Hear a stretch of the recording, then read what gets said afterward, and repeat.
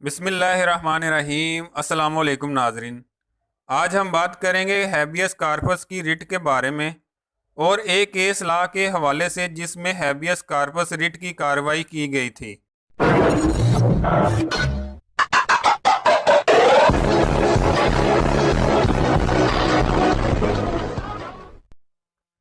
ناظرین، ہیبیس کارپس میں سابقہ تاریخ پر ڈیٹنیو مگوی کو پیش کیا گیا تھا اور واضح طور پر کہا گیا تھا کہ کوئی طلاق کی کمیونیکیشن نہ ہوئی ہے اور اس خاتون نے دارالامان میں رہنے کی خواہش کا اظہار کیا تھا کیونکہ وہ اپنے والد کے رویے سے نالاں تھی، لیکن بعد ازاں اس نے دارالامان رہنے کی بجائے آزادانہ رہنے کو فوقیت اور اہمیت دی۔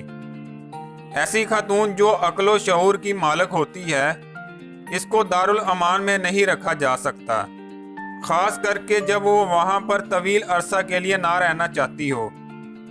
اپنا خیال اور معاملات کی خود دیکھ بھال کرنے والی خاتون کو اپنی مرضی سے رہنے کا حق حاصل ہے۔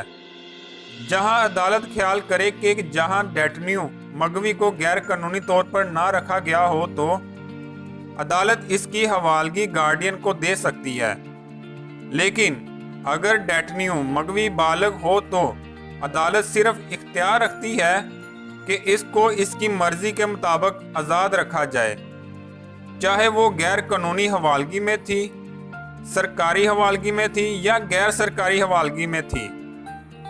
آئین پاکستان کا آرٹیکل 9 شخصی آزادی کا تحفظ دیتا ہے اور کسی شخص کو اس کی آزادی سے محروم نہیں کیا جا سکتا ہے۔